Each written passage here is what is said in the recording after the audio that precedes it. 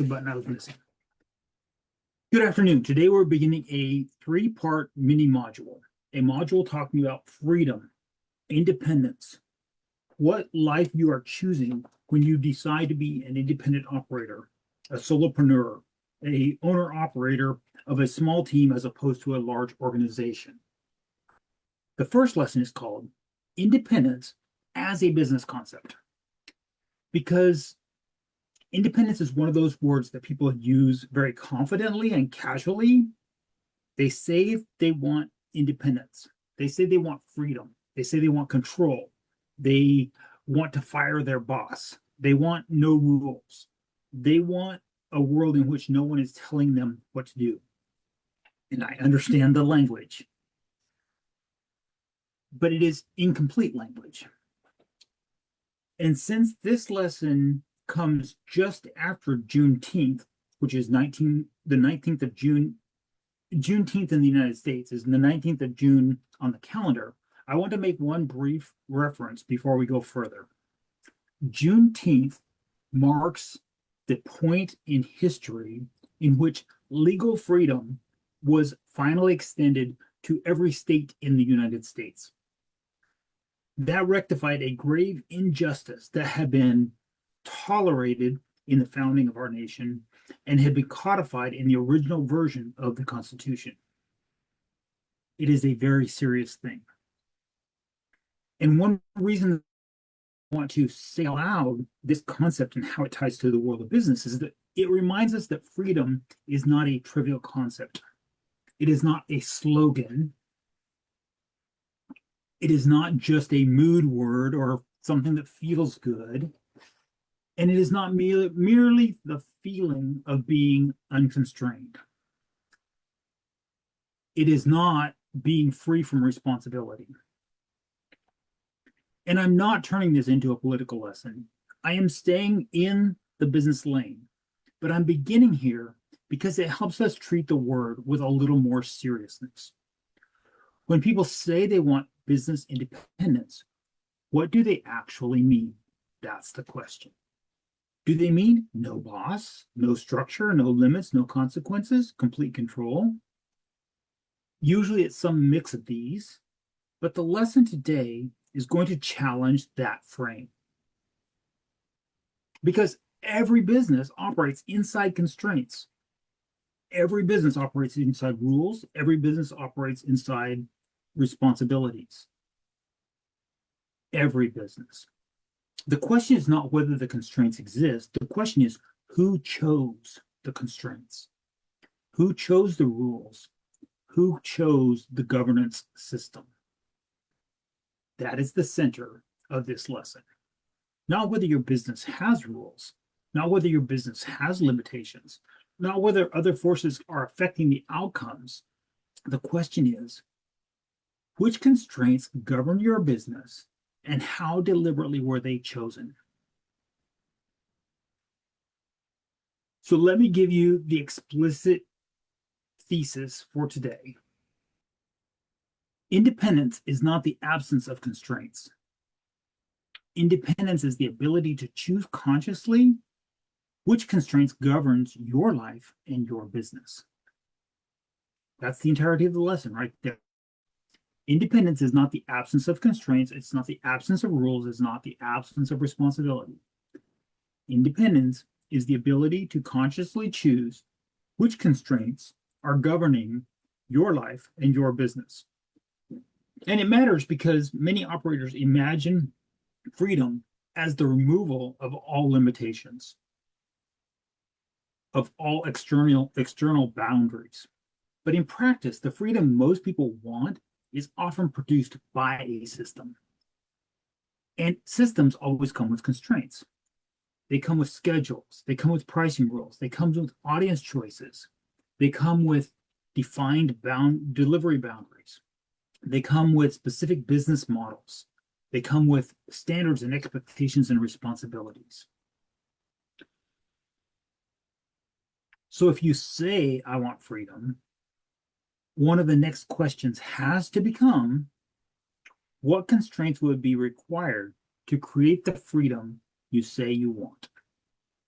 And that is where we're going today. Not toward hustle culture or self-help philosophy, not toward motivational speaking for motivation's sake, toward business independence, toward decision authority, toward governance, toward chosen constraints.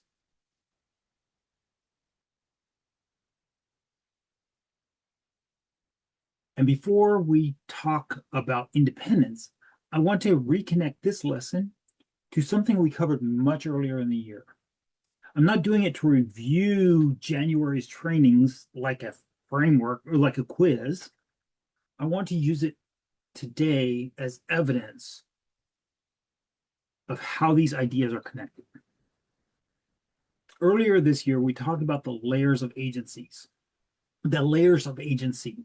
And one of the reasons that that matters now is that you have more maturity and more context than when I exposed you to the idea back in January.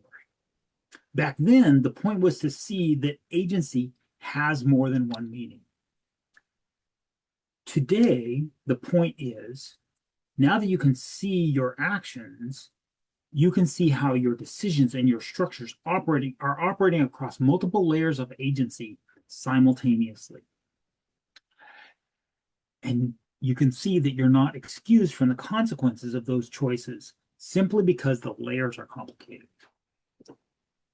So when you look at this particular slide, you're seeing two related ideas. At the top, there is progression. Action driven by responsibility results in a driven by decision, results in responsibility, which is governed by the operating environment and produces a consequence. And below that, they are the earlier layers of agency that we discussed. The personal agency as a as a sentient being, and then there's the agency as responsibility for what you do with that being which you are. And there's agency as execution on behalf of someone. And there's agency as representation of being a an officer of. And there's agency as offering judgment, offering recommendations, offering advice. And then there is like a firm or an entity or an organization called an agency. And all of those layers and definitions matter. And so it's easy to confuse, and I have no idea what it's like in another language. I'm only doing business in this language. But in English, in the English language, the word agency has a multiplicity of meanings, and it plays out in multiple ways across each of those meanings. So the point is not to map the layers and the outcomes as though each box is parallel. The point is to notice that the idea of agency is not a single yes or no property. You may, because you have agency, be able to act, but are you deciding? You may, because you have agency, be deciding, but are you taking responsibility for the outcomes that those decisions produce? You may be taking responsibility, but have you consciously chosen the governance environment shaping those responsibilities? You may have chosen the governance environment, but are you willing to live with the consequences that that decision is producing?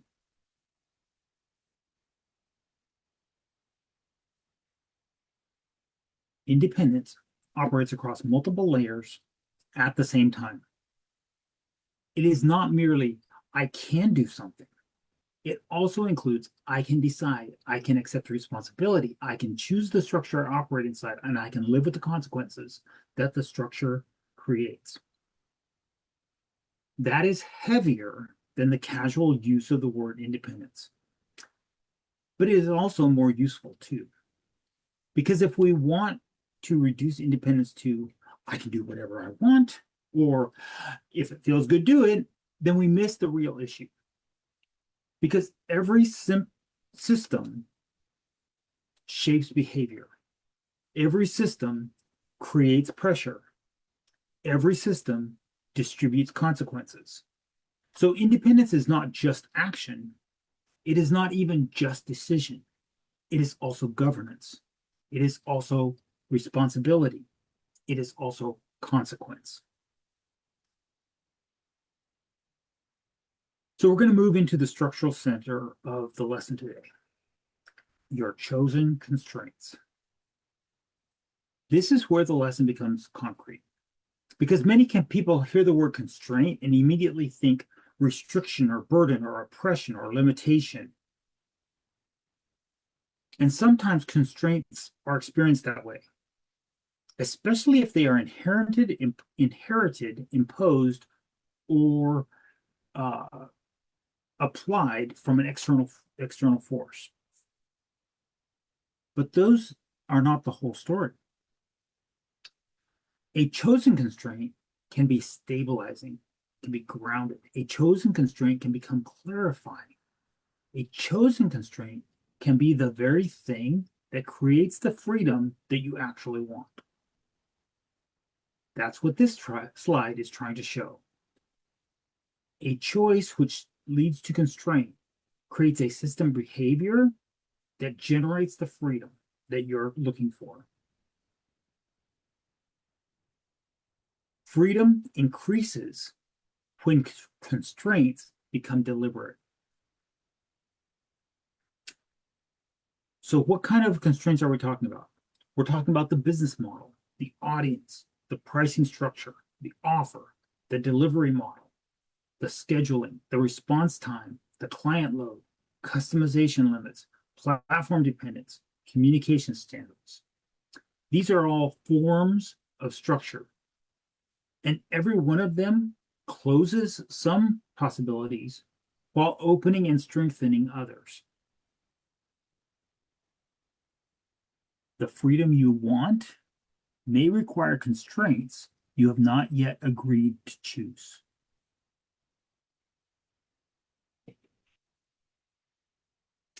If you want schedule freedom, you need tighter client boundaries. If you want more recurring revenue, you may need tighter offer discipline. If you want cleaner positioning, you may need to stop saying yes to adjacent work. If you want less chaos, you may need more structure. If you want more leverage, you may need less customization. That is the trade. And that trade is not failure. That is the outcome of choosing. Different choices create different freedoms. And that is the bridge from the earlier lessons that I referenced. We've already been asking, what system governs my business? What do my patterns reveal? What choices have I actually made? This lesson adds another layer. What constraints am I willing to choose because of the freedom that they create? What constraints am I willing to choose because of the freedoms that they create? That's the step forward. And now we can get more precise, because one of the fastest ways that people lose heart in business is by confusing responsibility with control. There are many things that affect business outcomes that you don't control. Market conditions, platform changes, economic shift, client decisions, referral behavior, timing, algorithm changes. All of these are real. And to pretend that they are not real, that those external forces are not real, would be lacking maturity. They are real. But here is a mistake that people will often make.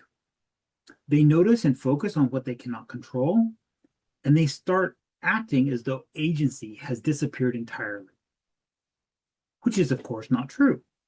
The agency remains, but it is in a more specific location.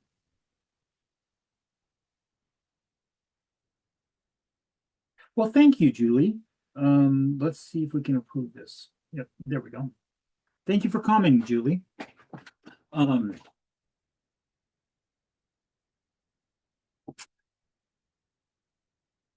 Agency will remain, but it remains not from the external forces, but agency remains with the decisions that are yours. What promises do you make to that external world? What business model do you operate? What work will you accept? What price will you set? What boundaries will you defend? What systems will you build? How do you respond to the external pressures? Are you deciding to react or to decide? And this is one of the places where the lessons ties back to several of our earlier lessons. It connects back to leadership without authority. Because you've already been asked to think about how leadership still exists, even when you don't have operational control of the person you're leading. It connects back to authority and access because you've already been asked to distinguish between what you're allowed to influence, what you're allowed to actually reach, and what remains outside your direct control. It connects back to different systems and different rules because the governing structure that you choose changes what kind of decisions become yours and what kind of burdens follow those decisions. It connects back to what your patterns reveal because the repeated reactions under pressure show very clearly where your real decision making exists. So if the market shifts, that matters. If the platform changes, and it will, that matters. If the client decides something that you would not have chosen in your relationship with them, that matters. But the presence of these external pressures does not eliminate your role in choosing how your system responds, what promises you keep making, what structure you keep tolerating, what decisions you postpone, what constraints you accept, what kind of business you are building. You do not need total control in order to exercise agency. You do need clarity about where your agency still exists within your operating environment. Independence is responsibility for the decisions you still get to make inside those external conditions. And this is much more serious and much more useful definition than I control everything because it's my business.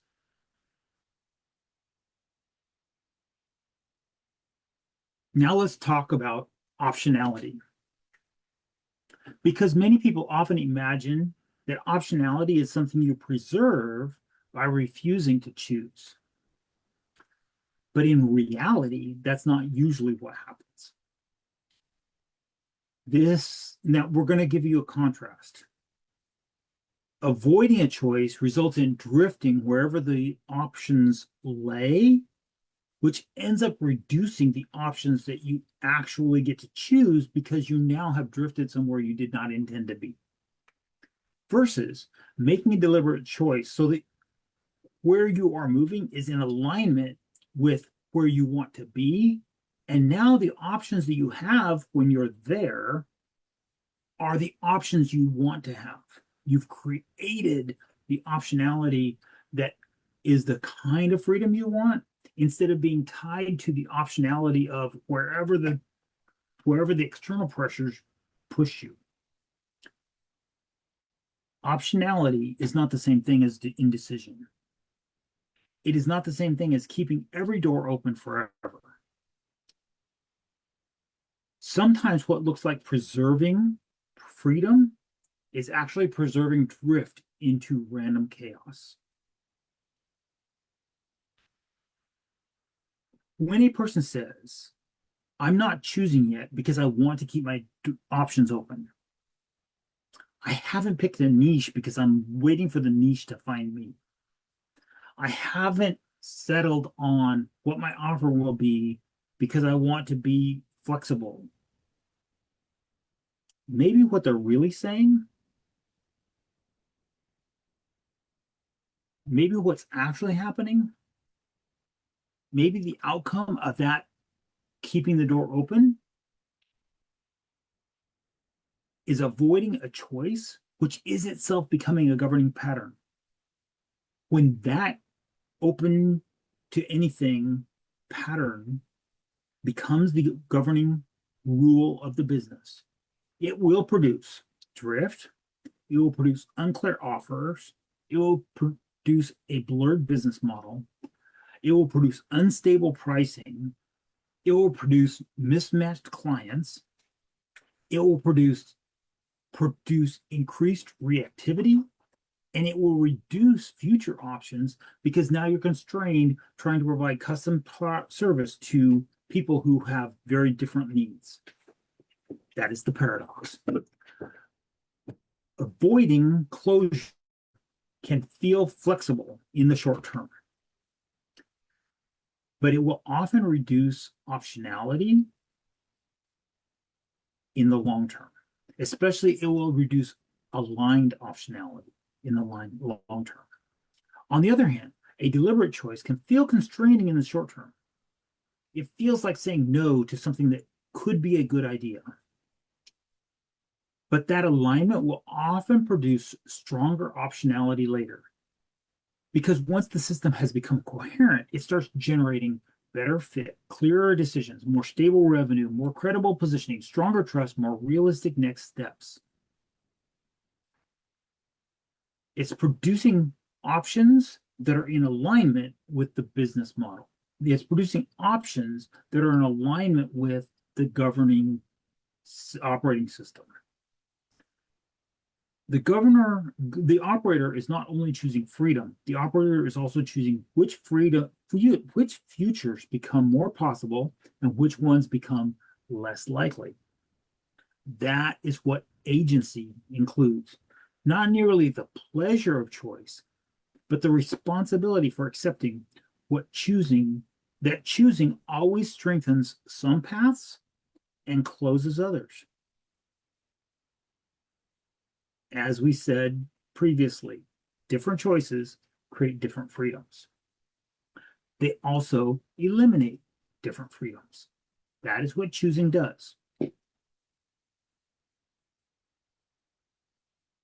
So here's one of the most common ways that agency decreases in a business: borrowed decisions. This is where the lesson ties back to everything you've already been exploring. Different systems create different rules. Your patterns reveal your system. The copied language and the copied models create copied confusion. Chasing one set of advice and then the other, and then the other, bouncing from one shiny object to another, means that you're not making your own decision, you're borrowing somebody else's decision. And you're buying into the constraints of each of those different systems. And those constraints aren't compatible with each other.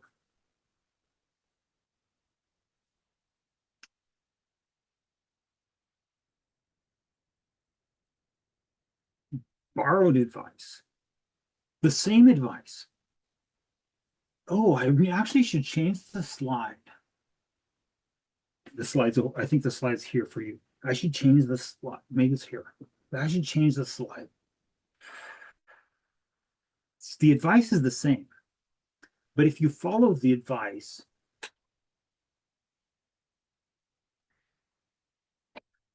it's actually the same advice.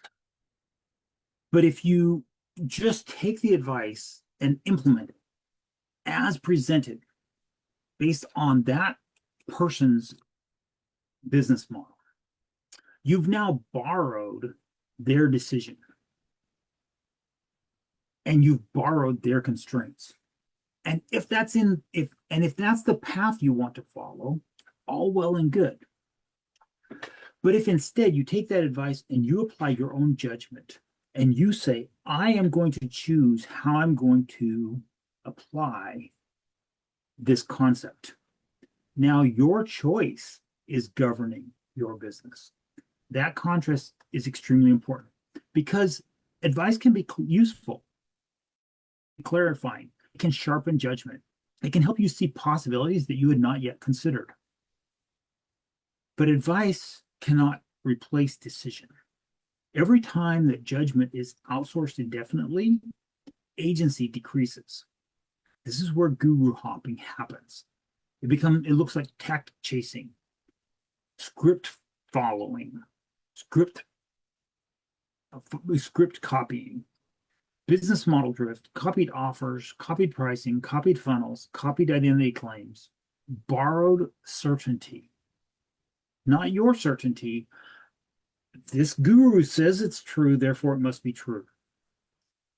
Borrowing insight is normal. None of us build something in a vacuum. We all learn from others. We all imitate at some stage. We all imitate at some level. We all absorb patterns from mentors, books, communities, teachers, peers. That is not a problem. The problem begins when that borrowed advice becomes the substitute for choosing to apply judgment on our own behalf. Advice is useful when it informs your judgment. Advice becomes dangerous when it replaces your judgment. Copied certainty creates inherited constraints. And once that happens, what feels like independence is only dependence wearing entrepreneurial language. Advice can and should inform decisions, but advice should not replace decisions. That is the distinction. Now we're going to get a little more precise with the language, not to be academic, to be useful. We're looking at three distinct ideas: freedom, the ability to act; autonomy, the ability to choose; independence is responsibility for the consequences. They're connected, but they are not identical. A person can have some freedom and still avoid independence. Why? Because freedom feels attractive. Freedom feels like motion. Freedom feels like room to maneuver. It feels like less friction, less interference. And of course, people want all of that. Autonomy is a little bit different. Autonomy is more specific about choosing, not merely acting, but deciding, choosing the path, choosing the model, choosing the rules, choosing the schedule, choosing the constraints that apply. And then independence is heavier still, because independence includes ownership of consequence. Not merely I got to choose, but I'm responsible for what this choice produces. When you're acting like a business owner, you're not merely seeking room to maneuver, you're choosing what system you're willing to be responsible for. That is a much more mature definition of independence. Not the escape from weight, but the responsible participation in a chosen structure of the weights that you will choose to carry. And to take this from the abstract to the concrete, here are a few example lanes. Because a danger in a lesson like this is it can start sounding noble and abstract and theoretical and academic. So before we close, I want to make it practical. I've said in the course of this session that different choices create different freedoms, but they also create different constraint packages. They create different contexts and operating rules that are the natural result of that choice.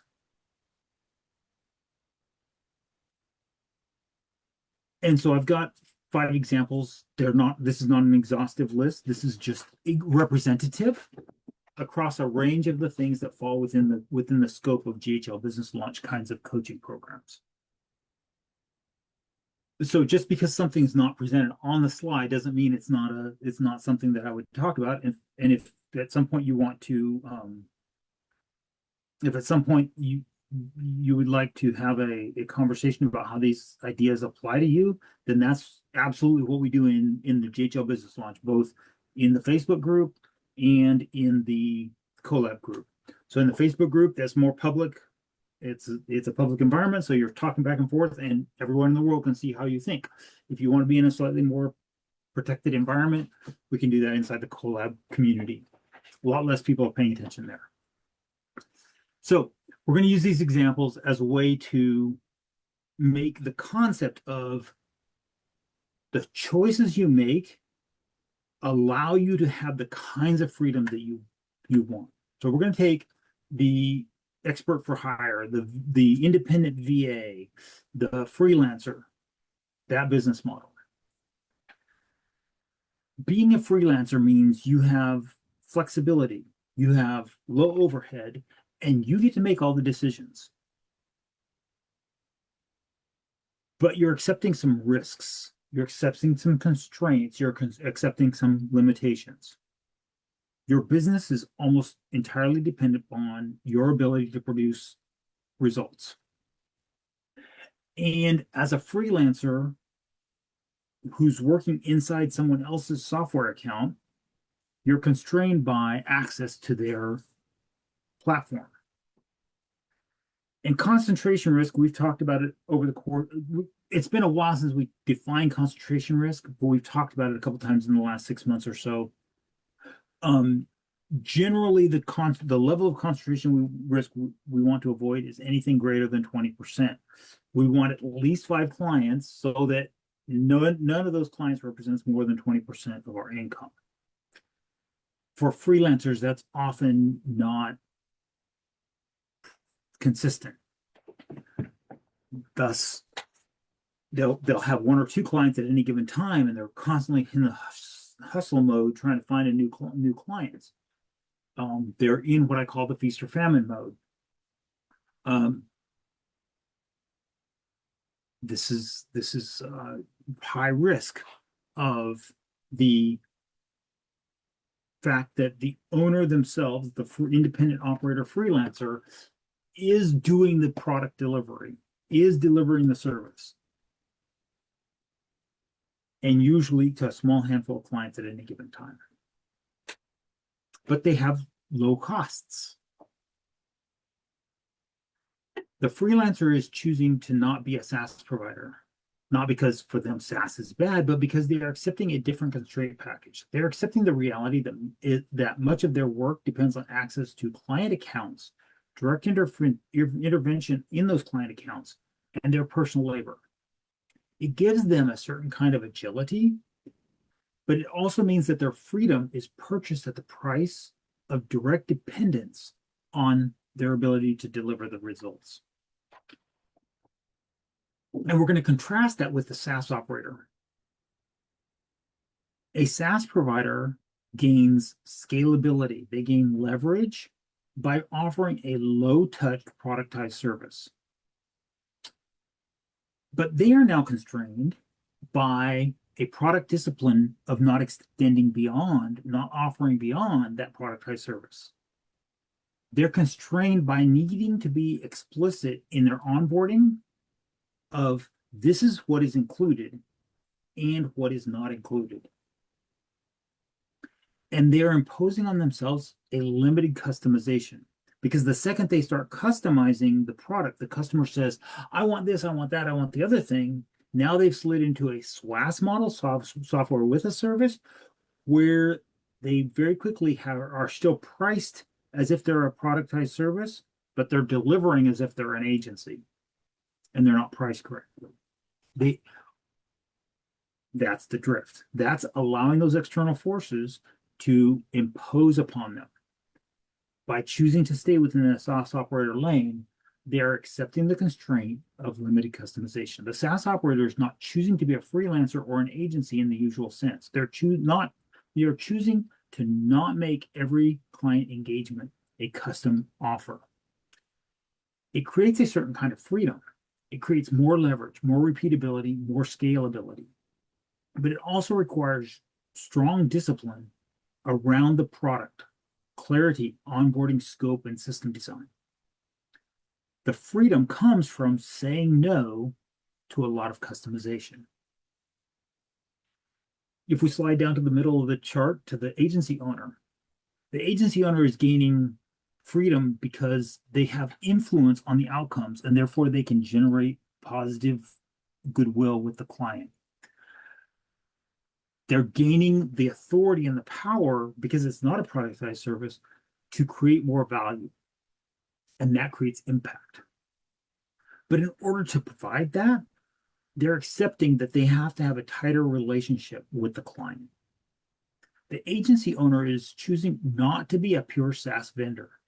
They're accepting responsibility for client outcome, not merely for access to the platform by the client who does their own outcomes. This model creates more room for influence and more room for tangible impact on the client. But it also carries the fulfillment costs associated with customized services. More complexity, more relationship load, more expectation pressures, more reporting requirements, more need to coordinate activity against the outcomes. It's a different freedom. Generally, it's a higher dollar value service. It's flexibility in how you provide the service, because you're not constrained to a productized service, but it carries with a lot more weight in the delivery. Or if we look at someone who's positioned as an advisor, a coach, a consultant, a trainer, they gain the freedom of not being entangled in fulfillment, not being committed to implementing the advice. They remain in a providing judgment or advising role. But they're accepting the constraint that they must provide valuable that's legible to the audience without providing fulfillment. They have to create trust without a tangible output. They have to resist a market pull toward being the doer. The market is always going to pull them toward, oh, that's great advice. Can you do it for me? And if they're choosing to be a trainer, coach, advisor, they have to resist that pressure. They're choosing to resist that pressure. Otherwise, they drift into becoming an agency or a support entity. And they might probably are priced incorrectly. This operator is choosing not to define their value primarily through what they implement. They're choosing to be paid for clarity, interpretation, diagnosis, analysis, direction, guidance. And that can create a cleaner role and less fulfillment drag. But it also means that the market must believe that the value of their judgment, without visible activity implementing their judgment. And many markets will keep trying to pull the operator back into doing, because implementation feels like a concrete result. So the freedom gained is real if the pull can be resisted. But the trust threshold is higher, and the pressure to prove value without fulfillment is real too. Or if we take someone who's an employee and they want to fire their boss and move toward entrepreneurship, they're moving toward gaining more direct choice of their life. They're reducing their institutional dependence on an employer. They are choosing self-governance. But they're accepting the risks of being exposed directly to the ups and downs and the cash flow while they're in the feast or famine. Yeah, I should have had this background. While they're in the feast or famine stage.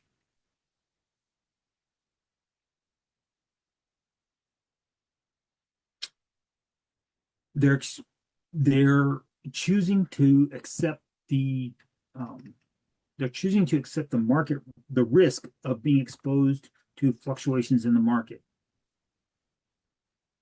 They're living with consequences that directly impact of external forces that affect their outcomes, their business outcomes. This operator is choosing to not remain inside an institutionally governed environment. They're stepping into more direct agency for themselves, and that can be liberating, but it also means that some of the protections, some of the buffers, some of the inherent structures of employment fall away. The freedom is real, but so is the responsibility. The point here is that different paths do not create the same freedom. They do not create the same constraint package. Different paths create different freedoms. It's not a slogan, it's a structural reality. It's a choice that you get to make. So how do you know? We're going to make this personal without turning it into a workshop. If you want to workshop these ideas, then I'd love to have you jump into the collab group with me. And if you don't even, and we can make this personal, we can workshop how this applies to you personally. The point of these questions, I came up with 4 for the purpose of the slide. I started with 10, like a previous week where the initial draft version was quite extensive. These are enough to get the idea. The point of the questions is not a self-critique. It's not a self-attack. It's not a self-criticism. The point is to reveal where the choices that you are making already exist and where you still have choice.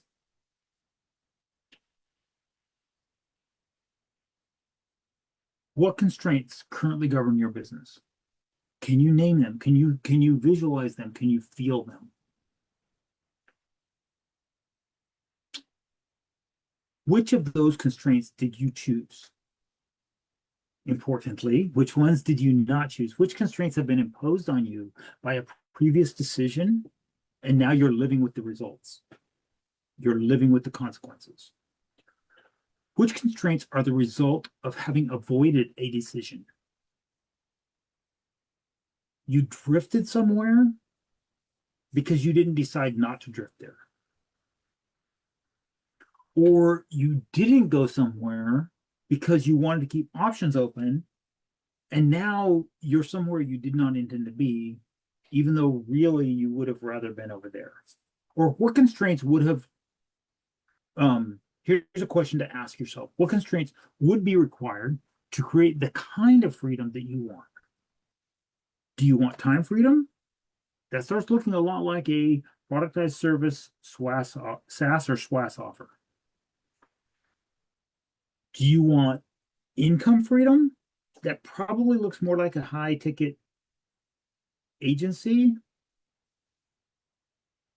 Do you want low overhead?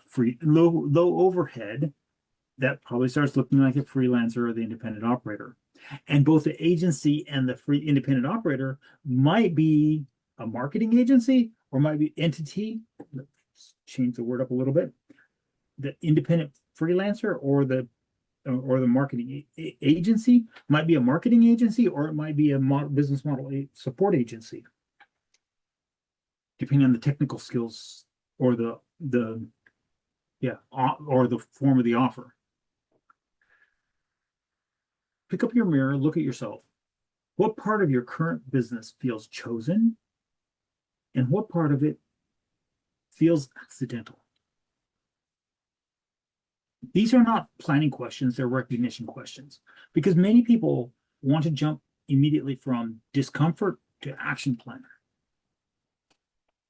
But the point here is you're probably not ready for the action plan yet. Sometimes first you need to recognize, you need to see what you have chosen, what you've inherited, what you've borrowed, which decisions you've avoided, and where your real agency still exists. And then you get to decide which of those things you want to change.